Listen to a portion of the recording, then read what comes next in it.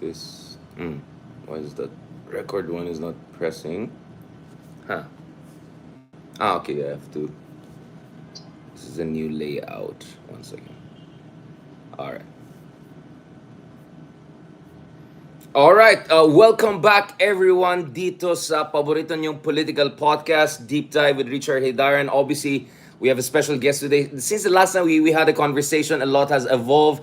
Thank you so much for your support. We just figured out that one of our episodes just the other day landed in the top 5 episodes, all episodes of Spotify in the Philippines. So thank you so much for making politics cool and sexy. Now, speaking of cool and sexy, today kasama natin yung isa sa aking mga paboritong AFAM, no? Mas magaling pa yata ang Tagalog niya sa amin, no?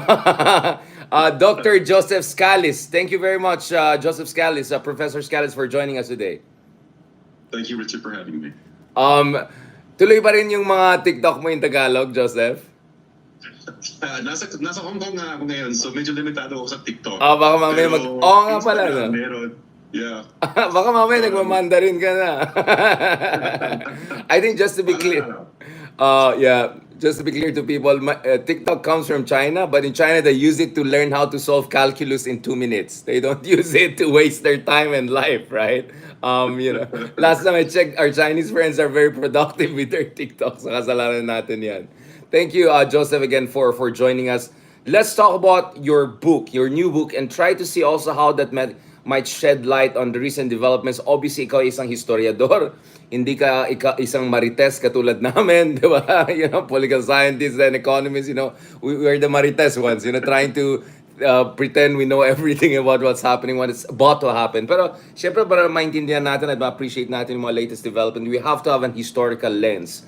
And that historical lens for me is also very important in light of the fact na papunta tayo sa isang election kung saan hindi isa, hindi dalawa, baka tatlo yung opposition groups. So watak-watak na naman yung mga leftist groups. At within the left, my goodness, mukhang may tatlo na naman grupo. So this is a permutations of permutations. Joseph, for the purpose of our audience, because I wrote just recently, I just penned a review of your fantastic book along with 2 other books, because I just tried to put things together. John Seidel and of course also John Neri. Dapat John din ang pangalan na, although it sounds very nice, John, and Joseph, right? It's an interesting lineup there. Obviously, there's just so much I could squeeze into that relatively short essay, but there's so much more to your book, which we discussed. For the purpose of our audience, Joseph, ano yung libro mo? At anong ambag ng libro mo? Bakit dapat yan ang basahin nila? Bakit ito yung napaka-importanteng book ngayon? Or at least isa sa mga pinaka-importanteng libro para maintindihan yung politika sa Pilipinas. Thank you, Richard. The book is entitled The Drama of Dictatorship, Martial Law, and the Communist Parties of the Philippines. And it initially came out with Cornell University Press internationally, but I'm very proud to say that it came out with an Ateneo de Manila University Press imprint and is available in the Philippines for a comparatively affordable cost, which makes me quite proud. The book deals with ultimately how it was that Ferdinand Marcos Sr. imposed martial law. There have been a number of books written about martial law, but most of them had to do with either the corruption of the dictator after the dictatorship was imposed, or the crimes of martial law, or the downfall of the Marcos regime, or gossip about the president and the first lady. But there had not yet been a systematic study of the mechanisms whereby martial law was imposed. And what my book does is it follows developments from 1969, the re-election of Marcos, to the imposition of dictatorship in September 1992. And it makes a number of, I think, unique contributions. One, it traces the role played by not one but 2 communist parties. And I think many people are at least loosely familiar with the fact that the CPP, the Communist Party of the Philippines, founded by Joma Sison in 1968, 1969, played a role in this period. But there was a second and in fact larger party at the time called the Partido Comunista ng Pilipinas, the PKP, that was also a major player. And I traced the role of these 2 parties and how they were complicit in alliances to rival factions of the elite. And the second, I think, unique contribution is the fact that the bourgeois opposition, the ruling class opponents of Marcos, were in their majority not opposed to dictatorship, but opposed to Marcos. and had themselves aspirations to impose dictatorship should they succeed in taking power. So you're That is a saying it major wasn't. rewrite of this period. So Sorry. so Yeah. you're saying there's just a slight delay, just for the purpose of our audience. Baka magalit kayo naman. Richard, you're interrupting your guest again. I mean, of course, I'm talkative, but I try to be as no. I mean, so essentially, Joseph, it's an origin story of the Marcos dictatorship, which probably is Yes. understudied, and you had to demystify. And more importantly, based on your scholarship, it looks like a very consensual dictatorship, right? In a sense that there were just so many enablers from center right all the way to the left side of the political spectrum. What does that say about the Philippines in the 1960s? And of course, people can see the implication of this down the road. But anong masasabi ito sa larangan ng politika, sa political landscape in the Philippines, the kind of political elite we have, including progressive political elite? Says a good many things. First, I would point out that it points to the limitations, even the hypocrisy, of the American claim that they had created some showcase of democracy in Asia. The fact that in less than 30 years of the launching of the supposed showcase of democracy, all of the rival factions of the Philippine elite were conspiring to, most of the rival factions were conspiring to some form of dictatorship. More fundamentally, they were plotting this with the assistance of the United States. Washington gave its full consent to and backing to the Marcos dictatorship. It also speaks to the fact that history is complex. The narrative that Marcos became dictator because he was particularly clever, maniacal, evil, is a very short-sighted narrative. In fact, dictatorship, I argue, had not a personal but a social function. It was not about Marcos' desire to perpetuate himself in power, however true that may have been, but about the need to suppress social unrest in the Philippines. That was the vantage point of the ruling class. And thus, Marcos' rivals were opposed to Marcos being in power. I use the analogy in my book of Trip to Jerusalem, musical chairs. And all of the elite are parang naglalaro sila ng musical chairs, umiikot-ikot, habang pabilis ang sounds, until there's only one chair left, Malacanang, at kung sino makaupo dyan sa mananatiling diktador. And there could be only one. There cannot be multiple dictators sharing the throne. And in the end, it was Marcos that won out. But the competition wasn't over democracy and dictatorship. It was over who would sit in Malacanang. Very good point, Joseph. And obviously, you can look at a lot of analogous situation. You can go, with Mussolini, and you can look at the role of the conservatives and much of the establishment allowing him to come to power. You could think of many contemporaries in Latin America who also went through their authoritarian backsliding or complete collapse of their democratic system. But of course, you're also a scholar of Southeast Asia. In comparative terms, how does the Philippines compare to some of our neighboring countries? Obviously, on one hand, you had Indonesia, which went complete genocidal, right? Essentially, this is the Suharto people going really after supposedly people close to Sukarno, and next thing you know, 1 million people are possibly genocided. Anyone accused of being with communists. There was the Malayan emergency earlier in Nervio, Malaysia, which was an emerging country. Thailand had its own communist insurgency. How does the Philippines compare with these countries? And the reason I ask is, Joseph, diba, ang Pilipinas is supposedly unique country, right? We are the country of Rizal. We're a country of Ilustrado. We're a country with a deep tradition of liberalism. We're a country that had an anti-colonial revolution ahead of all of our Southeast Asian, if not Asian peers. So how does that play into this period in history? If at all, You raise a number of really important points. The first is, and this is a point that I make in my book, dictatorship in the Philippines in 1972 was not a national phenomenon. It was not a Philippine phenomenon. Certainly, hindi natin masasabi only in the Philippines. It was predated by Indonesia, followed by Thailand. There was a turn to forms of dictatorial rule throughout the region and really throughout the world. We have Pinochet in Chile. It was an expression of a response to the explosion of social struggles in the late 1960s and early 1970s, among students and youth, but among the working class as well. So it was not a unique phenomenon. But what does it say specifically to Philippine history? The Philippines has, I would argue, a proud democratic tradition. Right. It is not a democratic tradition that I root in the American colonial period or the Commonwealth. It is not in the drafting of the Philippine Constitution. In fact, the Philippine Constitution was in some ways an anti-democratic document. It was a document of the elite. It was a document that included clauses for martial law. It did not provide trial by jury. It was a document written under the auspices of American imperialism.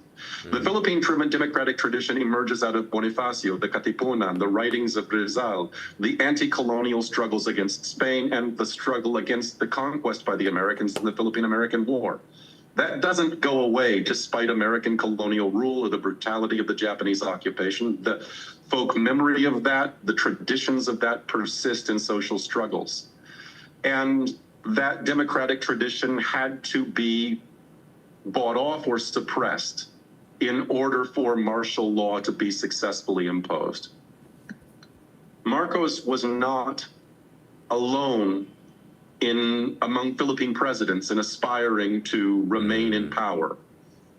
There were possible plots toward military dictatorship under his predecessors, Diosdado Macapagal, Carlos Garcia, Elpidio Quirino. All of these forces at one point or another flirted with the idea of a military dictatorship. They did not succeed. The difference with Marcos wasn't just that he was clever, although he was. It was that there was an agreement in the entire ruling class that dictatorship was necessary. But how was the democratic tradition of the Philippines suppressed? Right. And here, I make the final main argument of my book. Two communist parties played a critical role. They brought mass enthusiasm, opposition to dictatorship, a struggle for both democracy and for social change behind the interests of two factions of the elite. The CPP backed Aquino and the Liberal Party. The PKP backed Marcos.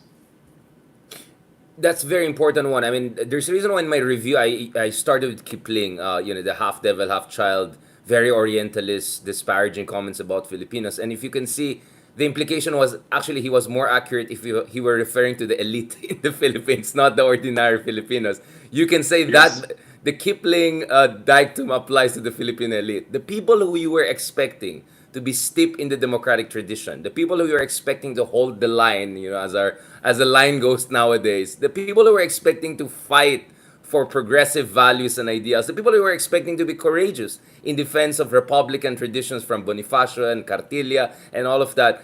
One way or another, they all became co-conspirator and enablers. So obviously, you and I, Joseph, for the purpose, because I have very diverse watchers and we're on 3 platforms right now. So obviously, they're pro-Duterte, pro-Marcos. I see my fellow Ilocanos already raising their eyebrows. Obviously, the liberals following us here. Some of our followers are also from the left of the political spectrum. Just to be clear, we're not saying okay yung dictatorship. We're not saying Marcos did not have responsibility. What we're saying is to just say it's just Marcos alone and his devilry, if I can put it that way, which is the reason why as if he fell from the sky and dictatorship. That is what we have to push back against. Because in my opinion, Joseph, perhaps that narrative is also to exculpate the rest of the elite from their responsibility as enablers in the creation of that brutally corrupt regime, right? So you make a really important point that it's easy for me, from my vantage point, deeply hostile to the Marcos martial law regime, to almost take for granted. I should state clearly, the martial law dictatorship of Ferdinand Marcos was a tremendous crime. It shut down all forms of democracy, which, however partial they may have been, nonetheless were the vital organs through which people could fight for their rights. And it provided terrain in which social struggles could be waged. He ended Philippine democracy, put all power in the hands of the presidency through the military, carried out mass arrests of political opponents, tortured tens of thousands, and oversaw the direct murder through this apparatus conducted through the military of murder of over 3,000 people. Those numbers are not in dispute. It was a tremendous crime. But Marcos, as I said, wasn't, as you said, he didn't fall from the sky. He was the product of a historical conjuncture. The fact that he won out does not mean that there were not rival conspirators attempting to similarly impose martial law. The fundamental point that I would make politically is that those who were looking to defend democracy against the danger of dictatorship could not do so by voting for Marcos's elite opponents. Could not do so by backing Marcos's elite opponents, who themselves aspired to dictatorship. Right. Again, very, very important point there. I mean, we just have to clarify a lot because, Joseph, obviously, we're treading some interesting ground. I think there are a lot of entrenched narratives, there are a lot of entrenched positions, and I think what true scholarship does is to show the many layers, the 50 shades of reality, and how everyone had, their hands in the cookie jar, if I can put it that way, in one way or another. And now, what I want to understand, Joseph, is okay. So you would argue that there was a specific Cold War historical juncture, American imperialist intervention, all of Yes. that I think is pretty well established. Now, what I want to understand is the path dependency. How come the Philippines, even after the collapse of Marcos dictatorship, has so miserably failed to create a stable, thriving democracy? Just this morning we had a conversation with our South Korean friends, a security forum nevertheless, but as someone who's steeped in Korean culture and society, taekwondo from year 7, etc., I always wondered, like, South Korea started from even a more brutal and quite a corrupt dictatorship, also the Park Chung-hee in the 70s. Taiwan was also in a horrible situation during Kuomintang. But for some reason, a lot of these countries to the north, and some would argue, even some of the Southeast Asian countries, have come farther since the collapse of their Cold War era dictators and strongmans and honcho compared to the Philippines. Or perhaps you have a different reading of this. For me, the other wonder is why is Philippines has so comparatively stagnated, if not failed to realize its post-dictatorship democratic aspirations. That is, to me, another puzzle-ish. Yeah. The one point that I would re-clarify in order to make my answer is I don't feel like the countries that you cited, Korea, Taiwan, etc., are examples of shining democracy. But they certainly are examples of economies that have boomed where the Philippines has not. And one of the questions that is raised in the wake of the ouster of Marcos is why precisely it is that the Philippine economy not only stagnated but deteriorated, while economies that were similarly emerging out of brutal dictatorships took off, in the case of South Korea, Taiwan, etc. That's a difficult historical question, but it's not fundamentally a question of the forms of democracy. It's a question of integration with the world economy. To an extent, the Philippine democracy, the trappings of it, the forms of it, are quite viable. The forms of election, very reliable. They're not called off. The press is a remarkably free press. Right. The danger in the Philippines isn't that you'll be censored, but that you'll be shot. Yeah.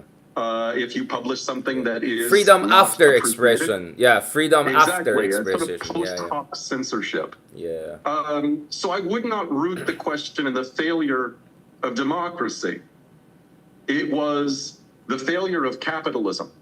It is capitalism's fundamental inability to develop the Philippine economy in a progressive way that resolves the crying social needs of the working population, both in the cities and the countryside.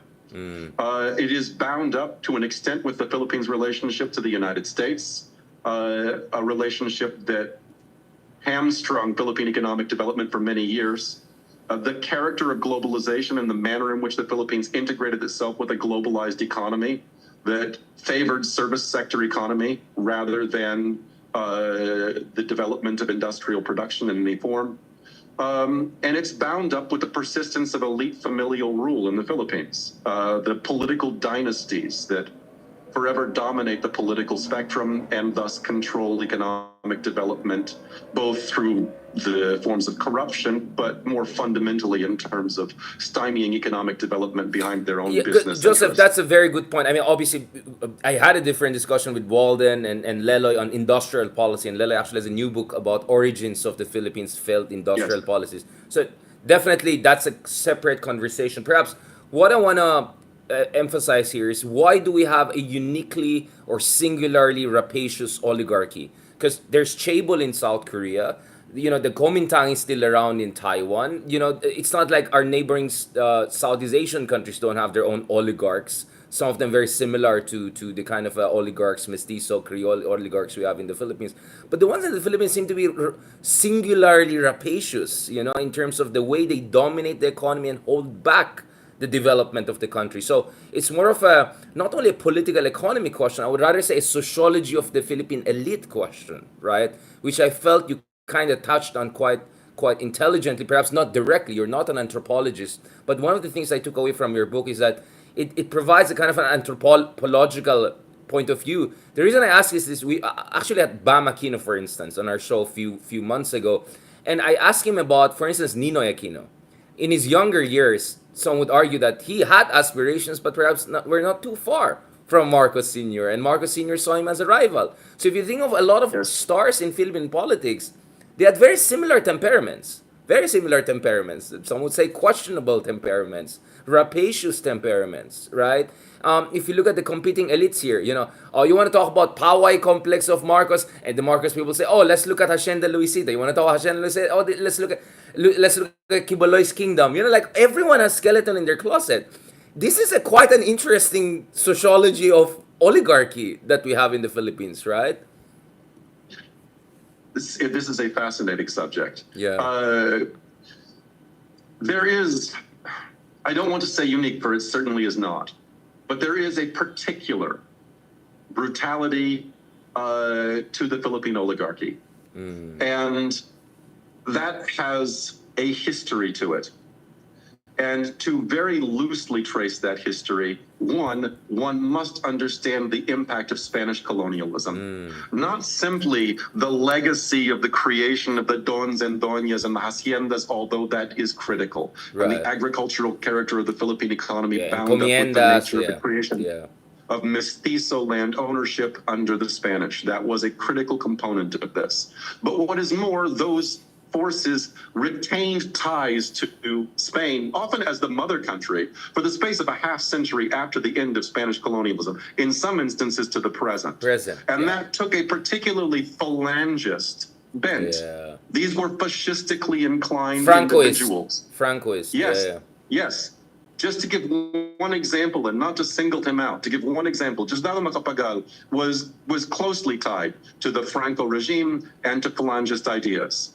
In fact, the biographer of Diosdado Macapagal was a man himself of Nazi sympathies, a man named Jeffrey Boca. But it wasn't just the impact of Spanish colonialism, the oligopoly, and then phalangist ideas and fascism. There was then this was rather than broken down and torn apart by the democratization that occurred under the United States. It was solidified, it was cemented, it was given legal form.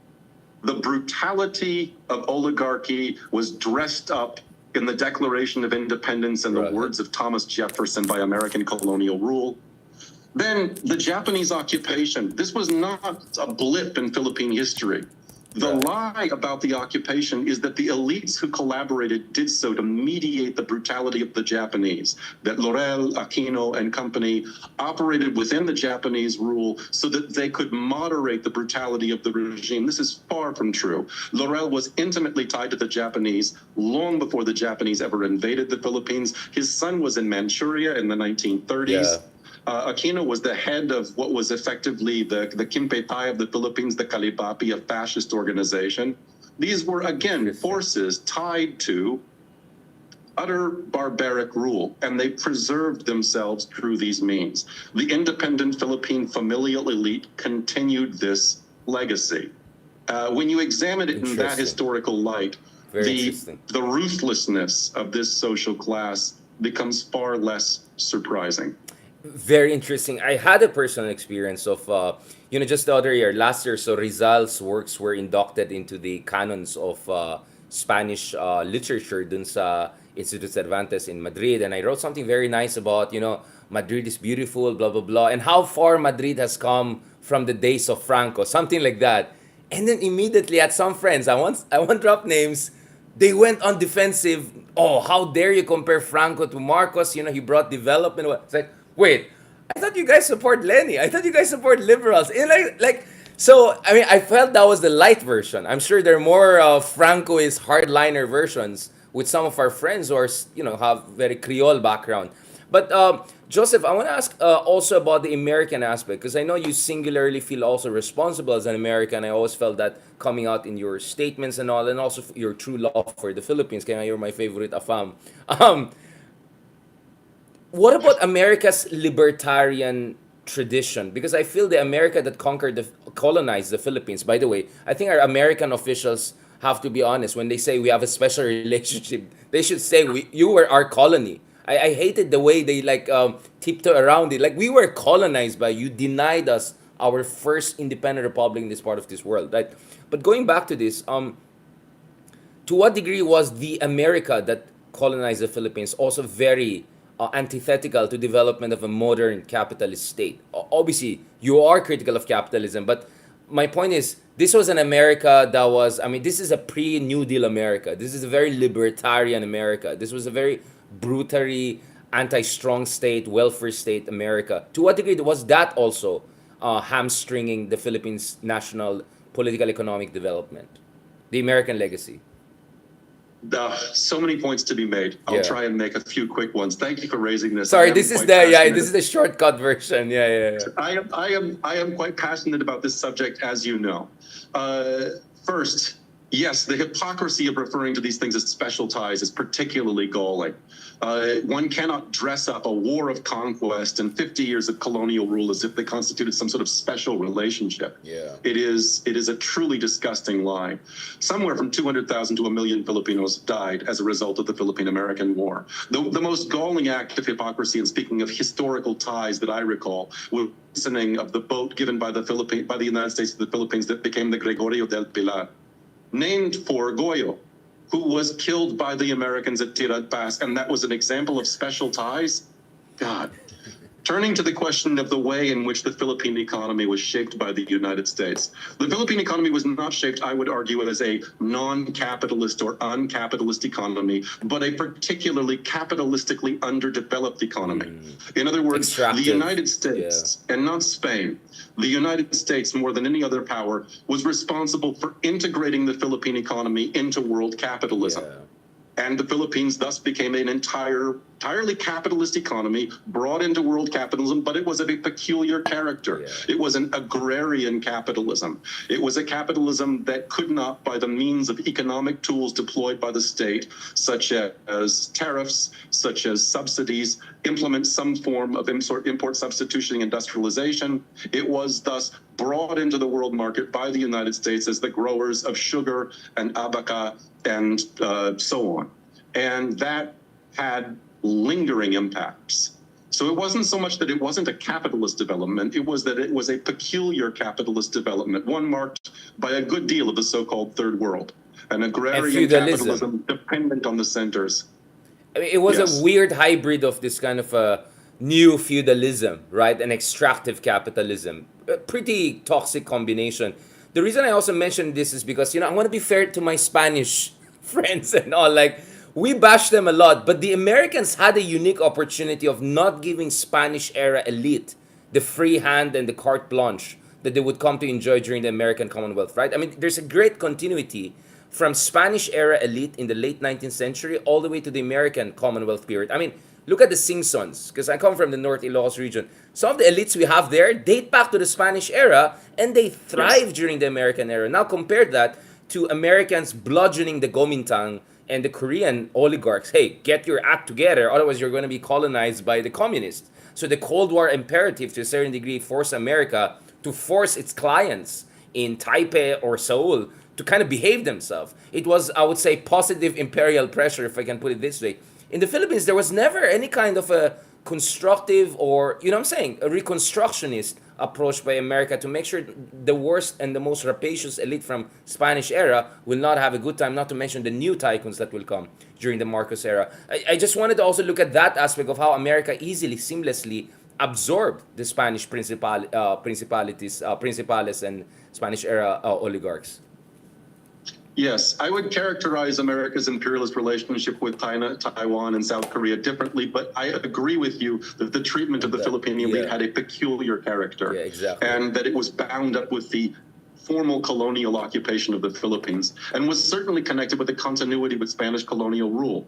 There are 10,000 ways in which this is the case, but it isn't just the preservation of the holdings of the landed elite. Right. It was in many ways also the undermining of most of the most revolutionary elements of the Philippine democratic tradition.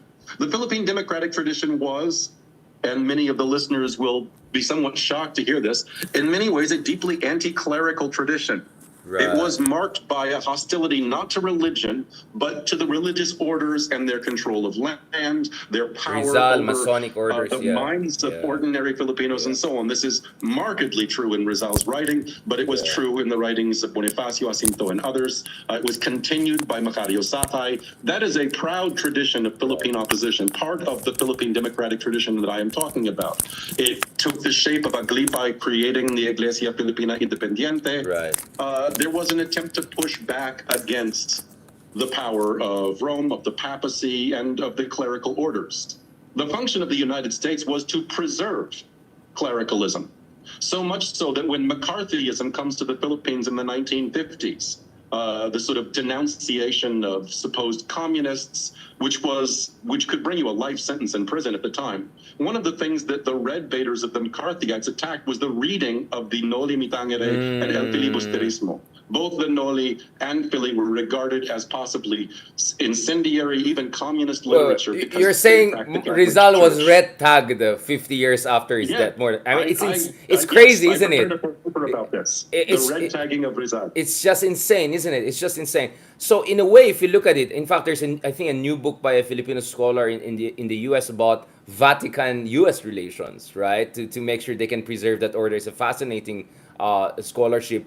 So what you're arguing, Joseph, and I think we're kind of converging on this, is how the Americans kick out the baby of Republican liberalism or anti-clerism of Rizal and keep the bathwater of rapacious oligarchy and the whole thing that Rizal was against, right? I mean, that's a troubling development. I think that kind of goes back to the path dependency argument. Yeah.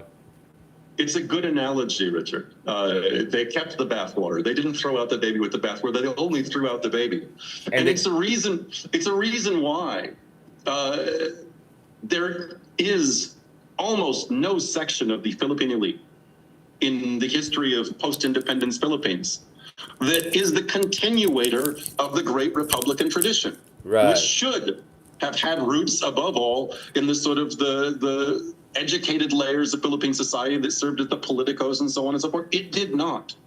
It was to an extent an underground democratic tradition. Yeah. But it was not defended by any of the elite because they represented a continuity of hostility to that Republican tradition. Absolutely. Yeah, I mean, I'm constantly thinking, well, I mean, that tells you, Joseph, how much I'm stimulated by this conversation. I'm constantly thinking about how the journalist in me will squeeze this in a way that is metaphorically appreciable. So this is that Tom Friedman way of summarizing, like, throw out the baby, keep the bathwater. It could be a title of a book even, right? So fast. I have the same feeling with Leloy. When we discuss, immediately these metaphors come to my mind because I think it pretty much captures what's going on. Now, going to the other side of the equation, you know, Joseph, obviously Philippines is not unique in terms of having that both Spanish and American imperial interference. Latin America. One of the things, Joseph, that stands out to me is why in Latin America they have managed to develop such a robust left tradition. You know, obviously, Joseph, whether it's Lula, whether it's, folks in Chile, etc., we can have a lot of criticism about the left, not to mention Mexico, right? But nevertheless, if you look at the left in these countries, they seem to have been much more vibrant, robust, and even more effective in pushing back against right-wing populism than I would say in the Philippines. What is your understanding of that? Again, of course, this is a question I also asked with Walden because his PhD dissertation was on Chile, right, and how the middle class supported Pinochet against the Salvador Allende. My point is, like, look at a lot of these Latin American countries. They're messed up in many ways, but they have come a long way in terms of a Republican progressive tradition compared to the Philippines. I mean, the Philippines, I can only think of someone like Riza Ontiveros as an analog to some of the progressives who have made it to positions of power in Latin America. So, how is the Philippines singularly behind the curve compared to some of these other ex Spanish colonists? Not to mention Spain itself, So, yeah. one of the core arguments of my book is that what passes for the left in the Philippines has been dominated throughout its history by Stalinism. And by Stalinism, I don't mean the person of Joseph Stalin or the Gulag. Those things are outgrowths of Stalinism. Stalin himself was the representative at the highest layers of Soviet society of Stalinism. I'm arguing that Stalinism was a political program that turned the internationalism of Marxism into nationalism and sought to justify the national interests of the bureaucracy with limiting the demands of the working class to exclusively democratic demands in countries of belated capitalist development, subordinating them to the interests of the capitalist class in the interests of the bureaucracy. And Stalinism in the Philippines has, from its inception in 1930 up until the present, sought to find some capitalist ally that they would label the progressive section of the national bourgeoisie with whom they could ally. That has had incalculably devastating effects on the independence of the Philippine working class and the development of a socialist program. The analogy to Latin America, in Latin America, the majority of what has constituted the left in Latin America has similarly been impacted by Stalinism. It has been impacted by a nationalist rather than an internationalist conception and a class collaborationist perspective. It has had different forms. Some of it has been Soviet rather than Chinese oriented. Some of it has been very profoundly impacted by the guerrillaist politics of Fidel and Che and the sort of Cuban perspective. Nonetheless, this is a continuity between the Philippines and Latin America that in the end has profoundly undermined the interests of the Latin American working class, whether in Chile or Venezuela or Bolivia or elsewhere, as it has the Philippine working class. So why the difference? Why is it that the left, so-called, largely Stalinist, occasionally pseudo-left supporters of Stalinist parties, why has it had a stronger political role in many Latin American countries than it has in the Philippines? I think the answer to that rests with the explicitly Maoist program adopted by the CPP since 1969, which brought the party close to power in the early 1980s, and at a time when there was immense unrest in the capitalist class itself against the Marcos dictatorship. The failure to consolidate an alliance with the Cory Aquino government in 1986 was the watershed moment, in my opinion, the high watermark for the power of the CPP and the so-called left in the Philippines. The failure to consolidate that relationship, they propped up the Aquino administration belatedly and then were kicked out by Enrile and company, led to a gradual decline of the role of the left, so-called, in the Philippines, until there was a precipitous collapse, in my argument, after the exposure of their relationship with Duterte in 2016. I do not think that the CPP will ever recover from the exposure of their ties to Duterte in 2016 and what that meant for their politics. That's a perfect segue to the latter part of our discussion, because I want to have a more contemporary look. As we speak, by the way, I'm getting a lot of reaction on TikTok. A lot of people are attacking us, which is always a good news. That means that we have pissed off the right people. At the same time, on other platforms, we're getting very positive feedback. Glenn is saying, wow, he's so knowledgeable about Philippine history. Magbabasa na ako. So thanks to AFAMs like you, who are, in my opinion, more Filipino than most of us. Many people are getting inspired. So thank you, Joseph. You can say I'm really enjoying this. This is a fascinating discussion. I look forward to having this discussion in person. Talagang one-on-one tayo mag-usap dito. Pag-usapan natin yung contemporary political landscape, Joseph, no? So in what sense does your theory of the drama of dictatorship during Marcos Sr. Inform your understanding of the drama of Team Kadiliman versus Team Kasamahan, as someone would put it, like the House of Marcos versus House of Duterte. This is an insane situation we're facing right now.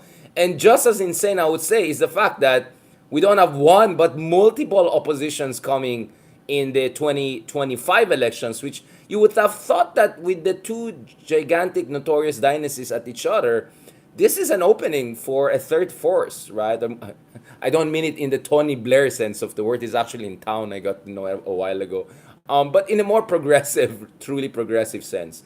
I want to hear from you. How does your scholarship inform your understanding of Marcos Jr. and the current state of affairs? So the epilogue to my book, very briefly, and in an early stage, touches on this. Yeah.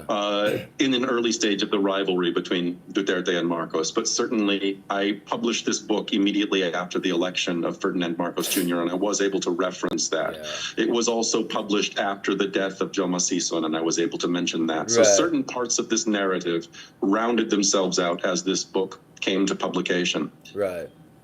No historian is free of the present when they think about the past. Yeah. But that was profoundly true of this book. Yeah. I wrote this book as Duterte came to power, and Donald Trump, and Jair Bolsonaro, and Brexit, and the Alternative for Deutschland. And you can go down the long list of far-right, populist right, and openly fascist forces that are coming to power around the world.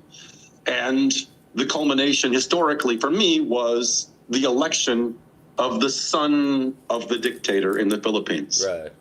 Now, what has made this possible? Because like Marcos's dictatorship in 1972, the reemergence of the far right and of dictatorial tendencies around the world is not a national phenomenon. One cannot explain Narendra Modi and Donald Trump and Rodrigo Duterte by saying only in the Philippines. Yeah. Obviously, it's not only in the Philippines. So what is causing this? Again, we're looking at an immense social crisis, the danger of world war, the emergence of social unrest, and the turn to dictatorial forms of rule as an alternative to the possibility of revolution and an explosion of unrest by the elite. That's their alternative, is dictatorship. And Marcos embodies that. So why is there, first of all, a rift between Duterte and Marcos when they seem to be two flavors of the same thing, two sides of the same coin? They represent variations on a theme. Variations. Yes, they are variations. Variations on a theme by Ferdinand Marcos Sr.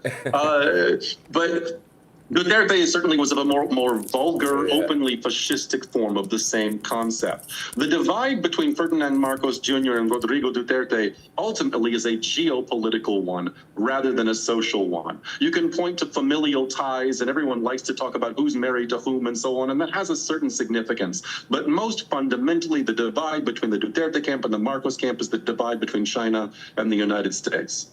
And there isn't a progressive wing in this fight because they both represent dictatorial tendencies, the Dutertes and the Marcoses. But Marcos has firmly integrated himself with the United States, with the basing of U.S. forces, the deployment of missiles in the Philippines, and so on and so forth. And many liberals kind of buying into it because they so hate China and all, and they so hate Duterte. You know, that brings me to the final. Yes, exactly. That's the question of this so-called alternative, this so-called third force. It's riven by the fact that they feel deeply conflicted over a visceral and long-standing hatred for the name Marcos, and a recognition that almost everything that Marcos is doing is something that they themselves are not particularly hostile to. And in particular, the allegiance to the United States in opposition to China. They're 9/10 of the way to some sort of a consolidation of interests. The great barrier to a consolidation of interests between many of these opposition forces and the Marcos family is the very name Marcos, and the history and the brutality that that represents. But I think it is this that gives a half-heartedness to the opposition, because it is opposed, again, to the name Marcos, but not necessarily to the policies. And it thus finds it hard to articulate an independent perspective. Now, as for the left, that is to say, the forces and that the forces of the so-called left in the Philippines are much more fragmentary now. Right. But the forces that adhere to the national democratic line of the CPP in various forms have not yet recovered from the immense exposure of the crime of supporting Rodrigo Duterte, which they did. They themselves fell victim to Duterte's policies, and there is no justification for that. One cannot excuse Duterte's crimes against them on the basis of their own support for Duterte. That's a criminal position. They were brutalized by Duterte through the red tagging and murder carried out by the Duterte administration, and that continue under Marcos. But to an extent, those policies of Duterte were facilitated by the decisions made by the leadership of the CPP to endorse him as a progressive figure. They have not yet recovered, and as such, they do not carry to an alliance with a section of the elite the same cachet that they once had. I don't know at this moment that anyone particularly wants to be partners with them. And thus they are currently positioning as if they might run an independent slate, national democratic forces. I am not asserting a direct line between the CPP and various public national democratic organizations, but they have a common political orientation to so-called national democracy, a program that I am calling Stalinism. And thus we have a fragmentary bourgeois opposition, a left that cannot fully organize itself, and two rival factions of the elite, both agreeing on dictatorship, but divided by geopolitics. Very true. I mean, I just penned recently a Journal of Democracy piece very shortly on this, and I look at what I call a double Cold War. So the Duterte Marcos thing is not yet a civil war situation of solid North versus solid South. There's still a lot of shadow boxing, but clearly this is a kind of an indirect proxy war, if not a direct proxy war, with China obviously banking on the return of Duterte. So I think the interesting thing is, a while ago I mentioned a lot of liberals are softening their stance on Marcos because of their hatred of China on the West Philippine Sea issue. But the other side, and I think this is, Joseph, where I've been critical of some of our friends and colleagues, is the Dutertes are also weaponizing anti-American sentiments and criticism of America to bring people to their side. It's like, if you want to be anti-America or criticize EDCA, come on and join, the Duterte camp or Duterte-affiliated people. So you have this interesting situation whereby, say, it's very important for true progressives to keep out of this game, or at least have a self-awareness when they engage this. Joseph, I want to get a little bit of your point of view on that. And then for the last part of our discussion for today, because I know you have to move forward, but I think this discussion of 1 hour solid discussion just tells you we need to have more of these discussions in depth in the future, God willing, inshallah. Now, Joseph, I want to also ask you about America.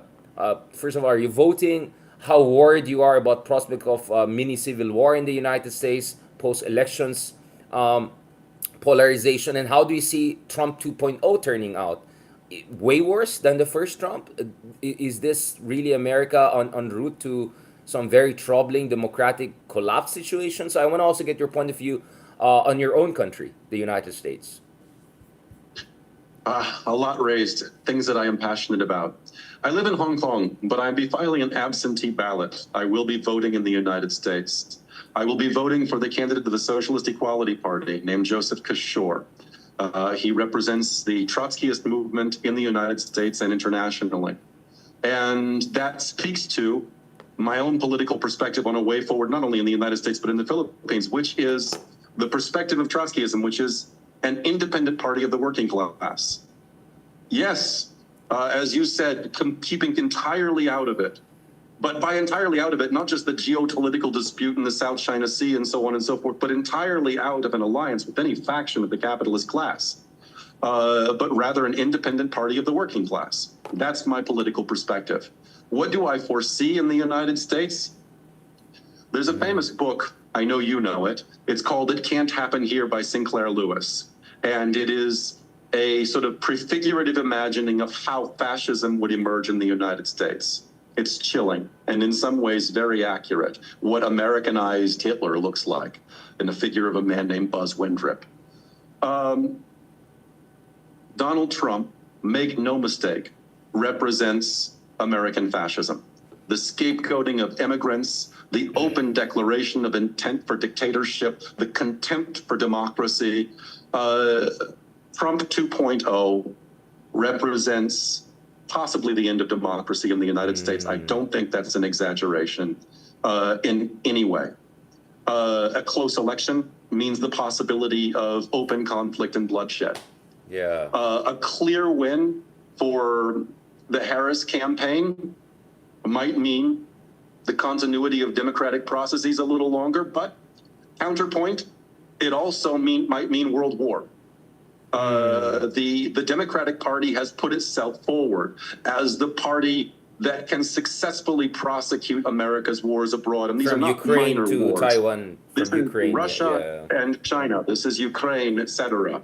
And it is for this reason that the Harris campaign has received the support of utterly anti-democratic rascals such as Dick Cheney. And she Dick was Cheney proud does to not mention support that. I mean, Harris. it's insane. She proudly mentioned that in the debate. Yes. I mean, for heaven's sake, that's not a badge of honor. That is not a No. badge of honor to be endorsed by Dick Cheney. That was really shocking to me. I think that was a poor call by Kamala.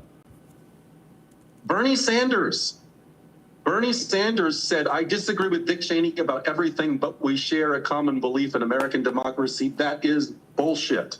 Dick Cheney does not believe in democracy, but Dick Cheney does believe in American geopolitical interests. His conviction that Harris needs to win is a conviction that the Democratic Party is the party that will carry forward American geopolitical interests. It is a declaration that this is the party of war and Wall Street, and the Republican Party has openly become the fascist party of the United States. That's the current state of affairs. There's no way to resolve that, either domestically or internationally, by voting for one of these two evils. It requires an independent movement of the working class, and that's true in the Philippines as well. I think you've made your political positioning very clear in this part. Thank you. And I think it was not clear to people. Obviously, we're criticizing different sides, but I think now people can see where you're coming from in terms of your positioning. But what I also appreciate, there's no but actually, and also what I appreciate with you, Joseph, is you also always keep your scholarly objectivity as much as you also have your normative understanding of what is best for your country and for the country that you have come to love and adopt, which is also the Philippines. You know, it's interesting. Just the other night, I was watching Civil War, this latest version, movie of Civil War. You know, Yes. Interestingly, of course, spoilers alert, it's a story of a bunch of war correspondents. And there's a part whereby one of the protagonists say, what I saw abroad is coming back home, right? Yes. And that was very chilling to me. This idea that for a very long time, you've been saying America has been intervening, toppling democracies, Mossadegh in Iran, helping dictators in Latin America here. And then now America itself is facing an existential constitutional potential crisis. And the U.S. Supreme Court, my goodness, I mean, this is an interesting situation, to put it mildly. So, Joseph, do you think this could be, or this should be, the moment for really progressive forces to get their act together? Maybe not necessarily your version of progressive forces, but anyone who doesn't want to buy into this problematic binary between what you see as a Cold Warrior liberalism, neoliberalism, or post-neoliberalism, and this kind of a demagogic, personalistic, I don't know if you can even call it the Republican Party. My goodness, this was the party of Lincoln at one point. I don't know what are your views of Lincoln, but it's no longer that party by any stretch of imagination. No. And that just tells you how far we have come in the wrong direction, right? In terms of the struggle for a better world. Strongly agree. Brief note, huge fan of Lincoln for all of his limitations, a tremendously progressive figure, and an extraordinary figure in American history, and oversaw the Second American Revolution and the end of slavery. The Republican Party today is the party that is much more akin to Adolf Hitler than it is to Abraham Lincoln. And yes, anyone who regards themselves as an aspiring progressive, as a progressive force, it is impossible to realize those aspirations, even if you don't fully yet know what that means, what political program that entails. It is impossible to realize those ambitions within either of the two parties of the American establishment. Any illusion in the Democratic Party at this point is unforgivable. The idea that Trump says he's going to attack immigrants, effectively calls them vermin, and Kamala Harris's response is that she'll better prosecute the border and make sure that she keeps immigrants out. She claims that she'll be the one to better carry out war. There is not a single moment where she adheres to a socially progressive policy and defends it. She is forever making an appeal to the military forces and to the right, in opposition to the fascist candidate Trump. one cannot support a progressive agenda on this basis. Thank you also for mentioning Abraham Lincoln. Yeah, I mean, this is a person who was praised by I know, Tolstoy. Marx even had good things to say about Yes. that guy, and Gandhi. So that just tells you he's a singular figure. And I was just reading again the Hemingway's reflections on his days in Paris and all. And there are actually some lines I heard from Picasso, who felt he's such an singularly extraordinary American figure, right? So he has admirers up to this day, and I think as an American, you should be extremely proud of having someone a martyr of Republican democracy in ways that we feel about Rizal and Bonifacio here in the Philippines. On that note, the drama of dictatorship, martial law, and the communist parties of the Philippines. Fantastic book. I really recommend it. I wrote a short review on that, putting it together with some of the other fantastic work.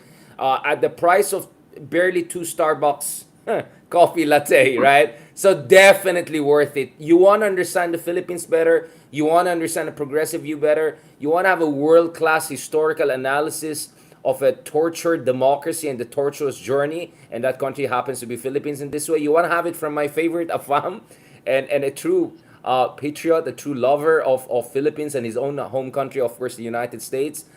Thank you so much, Dr. Joseph Scales, for that passionate and analytically enriching conversation, more or less than an hour. I mean, we were able to squeeze in a lot, and I think that gives an idea to people the caliber and the quality of conversation we want to bring in. Obviously, I think, Joseph, people know that we may differ on some of the issues, including on geopolitics, among other things. Also with Walden, I had back and forth.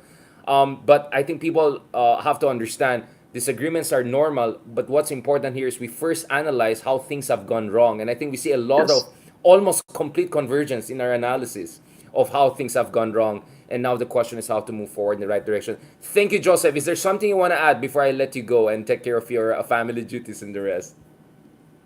No, it's always a pleasure, Richard. Thank you so much. As you said, check out my book, and I look forward to a next conversation.